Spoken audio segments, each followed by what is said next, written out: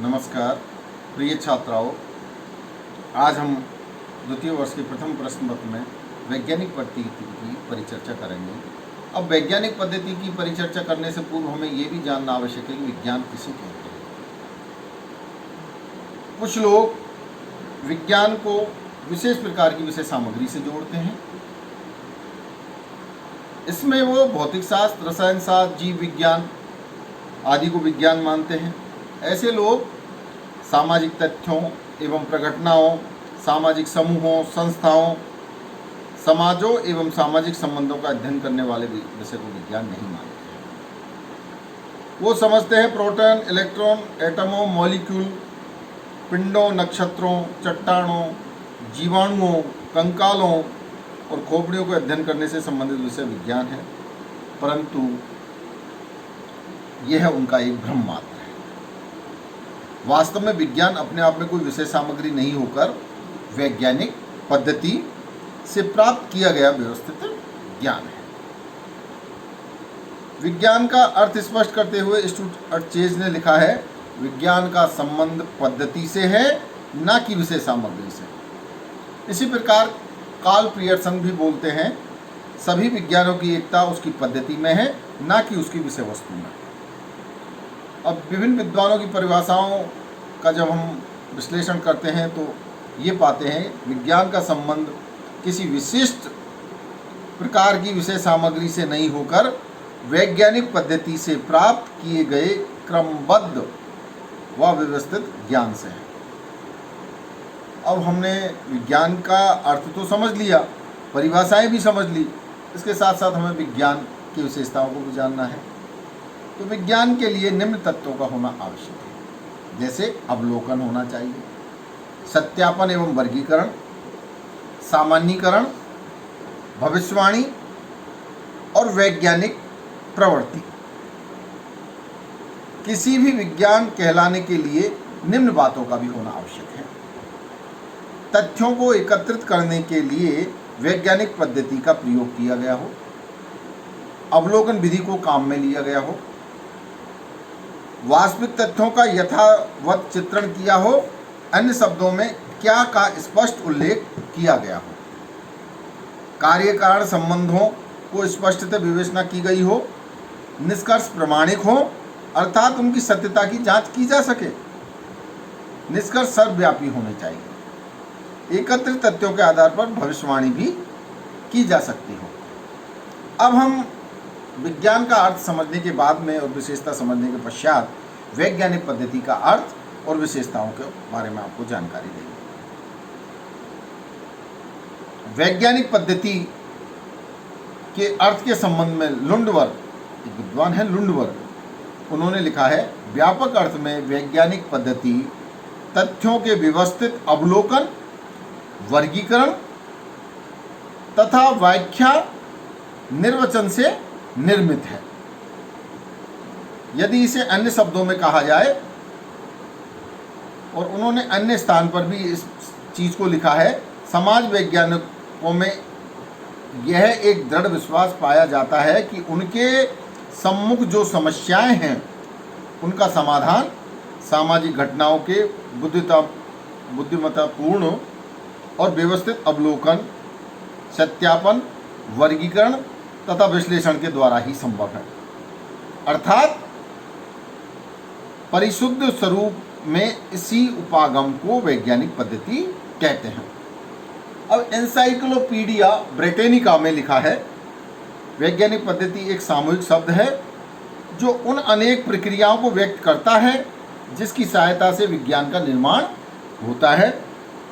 व्यापक अर्थ में अन्वेषण की कोई भी पद्धति जिसकी सहायता से वैज्ञानिक या अन्य निष्पक्ष तथा व्यवस्थित ज्ञान प्राप्त किया जाता है, वैज्ञानिक पद्धति कहलाती है। अब हम वैज्ञानिक पद्धति की विशेषताओं की चर्चा करेंगे। वैज्ञानिक पद्धति की प्रमुख विशेषता है, ज्ञान का आधार वैज्ञानिक पद्धति है। मूर्त और अमूर्त सामाजिक तथ्यों के अध्ययन के लिए समाज विज्ञान विभिन्न वैज्ञानिक पद्धतियों का प्रयोग करते हैं। उदाहरण के रूप में ज्ञान प्राप्त करने या तथ्य एकत्रित करने हेतु समाजमिति, अवलोकन पद्धति, अनुसूची प्रश्नावली पद्धति, सामाजिक सर्वेक्षण पद्धति, जीवन व्यक्तिक अध्ययन पद्धति, सांख्यिकी पद्धति, साक्षात्कार पद्धति आदि का प्रयोग किया जाता है। इनमें से एकाधिक पद्धतियों को काम में लेते हुए सामाजिक घटनाओं का अध्ययन किया जाता है। दूसरी विशेषता, अवलोकन द्वारा तथ्यों को एकत्रित किया जाता है। वैज्ञानिक पद्धति के अंतर्गत तथ्यों के संकलन हेतु अनुसंधानकर्ता प्रत्यक्ष निरीक्षण और अवलोकन करता है। इसमें काल्पनिक और दार्शनिक विचारों का कोई स्थान नहीं दिया जाता। तीसरा है, तथ्यों का वर्गीकरण एवं विश्लेषण किया जाता है। असंबद्ध या बिखरे हुए आंकड़ों या तथ्यों के आधार पर कोई वैज्ञानिक निष्कर्ष निकालना संभव नहीं है। सही निष्कर्ष निकालने के लिए आवश्यक है कि प्राप्त तथ्यों को व्यवस्थित एवं क्रमबद्ध किया जाए। चौथा, क्या है का उल्लेख किया जाता है। वैज्ञानिक पद्धति के अंतर्गत वास्तविक घटनाओं की विवेचना की जाती है। कोई भी विज्ञान इस बात पर विचार नहीं करता कि क्या अच्छा है और क्या बुरा है, अथवा क्या होना चाहिए या क्या नहीं होना चाहिए। पांचवी विशेषता के रूप में कार्य कारण संबंधों की विवेचना। वैज्ञानिक अध्ययन पद्धति के अंतर्गत घटनाओं, तथ्यों एवं समस्याओं के कार्य कारण संबंधों को जानने का प्रयत्न किया जाता है। छठा है, सिद्धांतों की स्थापना की जाती है। वैज्ञानिक पद्धति की सहायता से कार्य कारण संबंधों की विवेचना की जाती है। तथ्यों या घटनाओं के पारस्परिक संबंध ज्ञात किए जाते हैं। वर्गीकरण या विश्लेषण किया जाता है और इसके पश्चात निष्कर्ष निकाले जाते हैं। सातवां है, सिद्धांतों की पुनः परीक्षा संभव। समाज विज्ञान में भौतिक विज्ञान या रसायन विज्ञान के समान अपने सिद्धांतों और नियमों की पुनः परीक्षा करने में भी सक्षम है। आठवां है, सिद्धांत सार्वभौमिक हैं। समाज विज्ञान वैज्ञानिक पद्धति को काम में लेते हुए जिन सिद्धांतों का प्रतिपादन करते हैं वे सार्वभौमिक प्रकृति के होते हैं। भविष्यवाणी करने की क्षमता। कोई भी विषय इस कारण विज्ञान माना जाता है कि वह क्या है जिसके आधार पर क्या होगा बताने में, भविष्यवाणी करने में समर्थ है। अन्य शब्दों में वैज्ञानिक पद्धति की सहायता से संचित ज्ञान भंडार के आधार पर भविष्य की ओर संकेत करने की प्रत्येक विज्ञान की क्षमता है। तर्क की प्रधानता। वैज्ञानिक पद्धति एक प्रमुख विशेषता है कि यह तर्क पर आधारित है। तर्क, तथ्य और विवेक से जुड़ा हुआ है। और 11वीं विशेषता के रूप में वस्तुनिष्ठता। वैज्ञानिक पद्धति में वस्तुनिष्ठता पर विशेष बल दिया जाता है। बिना वस्तुनिष्ठता के वैज्ञानिक निष्कर्ष निकालना किसी भी रूप में संभव नहीं है। अब हम आगे चर्चा करेंगे वैज्ञानिक पद्धति के चरण, कि वैज्ञानिक पद्धति के चरण कौन कौन से हैं या चरण कौन कौन से। इसमें पहला है समस्या का चुनाव। अध्ययनकर्ता को किसी समस्या और उससे संबंधित साहित्य या उपलब्ध सूचनाओं का अध्ययन करना होता है। समस्या का चुनाव काफ़ी सोच समझ कर और विचार पूर्वक पूर्व ज्ञान एवं पूर्व अवलोकन को ध्यान में रखकर किया जाना चाहिए। अपने अध्ययन के उद्देश्य का निर्धारण। समस्या का चुनाव कर लेने के पश्चात अपने अध्ययन के उद्देश्यों का निर्धारण किया जाता है और ये उद्देश्य सामान्य और विशिष्ट दोनों प्रकार के होते हैं। तीसरा है प्राकल्पना का निर्माण। समस्या का चुनाव हो जाने के पश्चात प्राकल्पना का निर्माण किया जाता है। अध्ययन क्षेत्र एवं अध्ययन की इकाई का निर्धारण। वैज्ञानिक पद्धति का एक प्रमुख चरण है अध्ययन क्षेत्र को निश्चित कर लेना।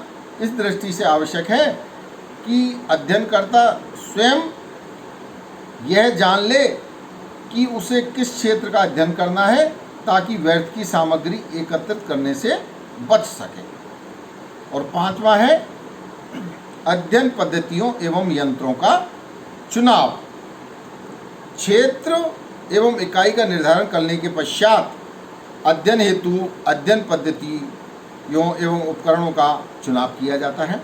अध्ययनकर्ता अध्ययन उद्देश्यों की प्रकृति को ध्यान में रखकर निश्चित करता है कि उसे सूचना एकत्र करने के लिए साक्षात्कार प्रविधि, अनुसूची अथवा प्रश्नावली का प्रयोग करना है या व्यक्तिगत अध्ययन पद्धति का करना है या साक्षात्कार का करना है। छठा है अवलोकन एवं तथ्यों का संकलन। अब विषय सामग्री या घटना का सूक्ष्म एवं सावधानी पूर्वक अवलोकन किया जाता है एवं तथ्य संकलित किए जाते हैं। अवलोकन के अतिरिक्त अध्ययन की किसी अन्य विधि का सहारा भी तथ्य संकलन हेतु लिया जाता है और संकलित तथ्यों को लिखा जाता है। सातवां है तथ्यों का वर्गीकरण एवं विश्लेषण एवं व्याख्या। तथ्यों का वर्गीकरण, विश्लेषण एवं व्याख्या भी वैज्ञानिक पद्धति का प्रमुख चरण है।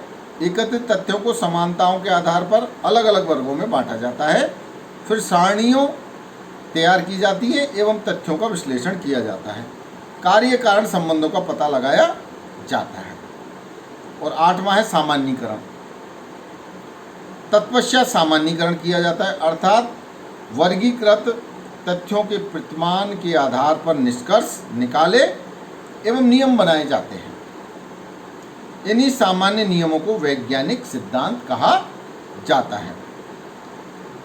जांच या पुनः परीक्षण। फिर सामान्य नियमों की जांच एवं पुनर्परीक्षण किया जाता है। निष्कर्षों एवं नियमों की जांच की जाती है। यह पता लगाया जाता है कि वे सार्वभौमिक रूप से सही हैं या नहीं, अथवा उनमें किसी प्रकार के संशोधन की आवश्यकता है। और लास्ट है भविष्यवाणी। तत्पश्चात एकत्रित तथ्यों से प्राप्त निष्कर्षों के आधार पर भविष्यवाणी की जाती है। भविष्यवाणी भविष्य की घटनाओं के संबंध में पूर्व अनुमान लगाया जाता है। इस प्रकार जब किसी विषय या अध्ययन वस्तु इस वैज्ञानिक पद्धति को काम में लेते हुए प्राप्त की जाती है, तभी उसे विज्ञान कहलाने की अधिकारी है। सही ज्ञान के संचय का आधार वैज्ञानिक पद्धति है। वैज्ञानिक पद्धति द्वारा प्राप्त ज्ञान सदैव सार्वकालिक सत्य नहीं होता। ज्ञान में तो निरंतर वृद्धि होती रहती है। किसी घटना या वस्तु के बारे में वैज्ञानिक विधि से प्राप्त ज्ञान में भी कमियां रह जाती हैं। वैज्ञानिक उसके बारे में नवीन ज्ञान प्राप्त करने के लिए पुनः वैज्ञानिक प्रक्रिया का सहारा लेता है और ऐसा बार बार करता है और तब तक दोहराता है जब तक अंतिम सत्य तक ना पहुंच जाए। इस प्रकार वैज्ञानिक प्रक्रिया का बार बार प्रयोग ही वैज्ञानिक प्रक्रिया की चक्रीय प्रकृति कहलाती है। और कार्ल पियर्सन ने लिखा है इसमें बारे में, सत्य के लिए लघु मार्ग नहीं है। विश्व का ज्ञान प्राप्त करने के लिए वैज्ञानिक पद्धति के द्वार से गुजरने के अतिरिक्त कोई अन्य मार्ग नहीं है। धन्यवाद।